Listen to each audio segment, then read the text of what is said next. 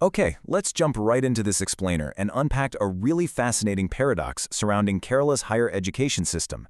Today, we're looking at a visionary approach paper titled Kerala Higher Education 2030 Reimagine to Reclaim, authored by Dr. Abraham Mullamotul.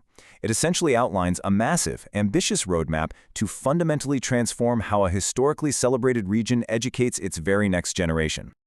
To really grasp why this education reform is so absolutely crucial right now, we have to start with this number, 96.2%. That is Kerala's incredible literacy rate. Because of this, it's been the celebrated global model for human development, for universal access to education and social equity. And that's the direct result of historical social reform movements that literally placed education at the absolute center of society. It's an extraordinary inheritance, right?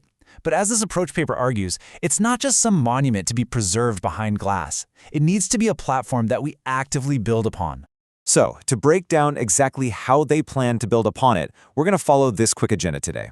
We'll start with the Kerala education paradox, look at the CEO-founder anomaly, break down systemic barriers, explore the quintuple bottom line, prepare for the AI era, and finally look at the roadmap for a second renaissance.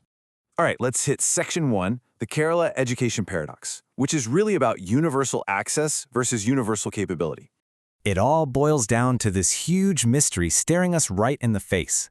How on earth can a region that is so famous for producing top-tier global talent simultaneously suffer from empty college seats and massive youth outmigration? How does a state with such a rich, deep history of learning have local universities that are basically struggling to attract students, retain talent, or even connect with industry? To figure out why, let's move to Section 2, the CEO-founder anomaly. It's all about leading other people's innovations versus, creating our own. This is where it gets really interesting. Look at the stark contrast here. On the one hand, you have Indian and Keralite talent brilliantly managing these massive, globe-spanning companies. We're talking about the top executives at Google, Microsoft, IBM, FedEx, you name it. But then look at the flip side. They very rarely actually found those companies. There is a glaring lack of globally dominant, product-innovating companies actually founded and built in India, especially when you consider the sheer size of the talent pool. The 2023 Global Entrepreneurship Monitor report literally hit the nail on the head here. They noted that the region excels at producing talent for other people's innovations.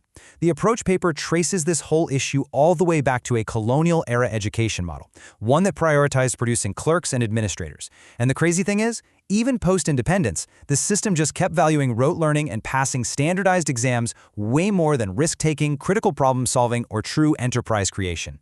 And because local schools just haven't been set up to nurture that kind of entrepreneurial fire, we've seen this compounding brain drain over the decades. In the 60s through the 80s, there was this massive STEM outflow. Then in the 90s and 2000s, professionals left to fuel multinational R&D labs. But today, this crisis has evolved into massive student outmigration. By 2022, over 750,000 Indian students were studying abroad. They're leaving earlier and in far greater numbers, just searching for ecosystems that actually foster innovation. Okay, so Section 3, breaking down systemic barriers. Let's look at why this transformation is totally stalled. The structural roadblocks here are intense.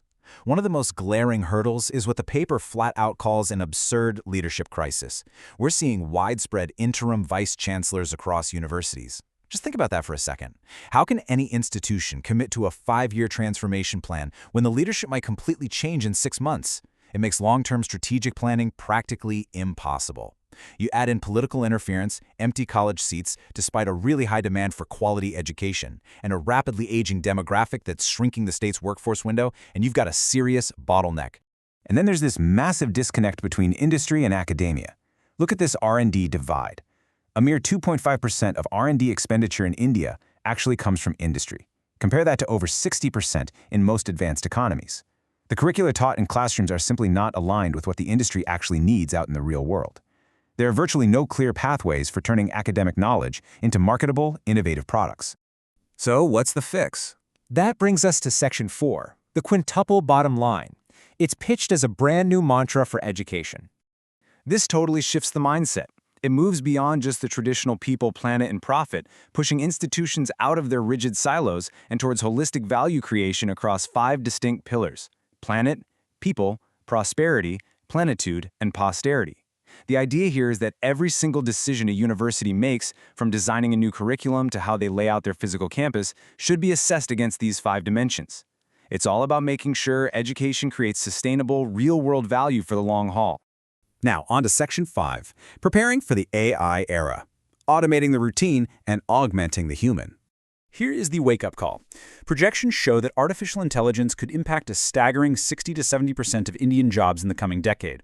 Now, Kerala heavily relied on the very first wave of the knowledge economy, the big IT services boom of the 90s and 2000s, but AI directly threatens that old model because it's actively automating the routine knowledge work those services used to provide.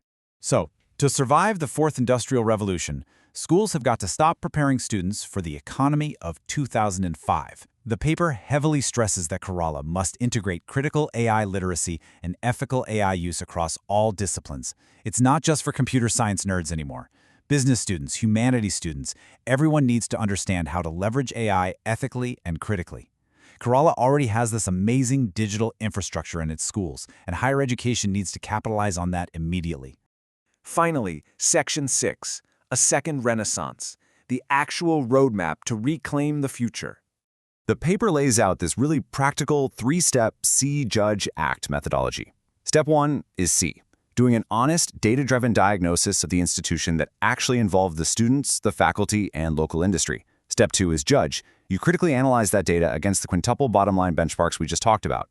And Step 3 is Act, a phased implementation. This makes sure that the transformation is driven by real data and local grassroots ownership, rather than just some top-down mandate handed down from a detached committee. A huge piece of that ACT phase is completely rethinking the massive global Kerala diaspora. We're talking about tapping into top global CEOs, healthcare leaders, and major innovators. The goal is to engage them for way more than just remittances, which is how they've traditionally been viewed. We need them for actual mentorship, for investment, and for building serious international academic partnerships. The paper even suggests creating a Kerala study abroad returnee network to systematically funnel all that incredible global experience right back into the local educational system. Which brings us to our final, pretty provocative thought from the explainer. The groundwork for a second renaissance in Kerala? It's already there. The digital infrastructure exists, the cultural heritage of learning is completely undeniable, and the global talent pool is vast. But unlocking it requires local educational institutions to courageously choose transformation over comfortable stagnation. So the big question is, will Kerala merely continue to export its brilliance to the rest of the world, or will it reclaim its institutions to build the very next global innovations right at home? It's a massive challenge, and the next few years are absolutely going to dictate the answer.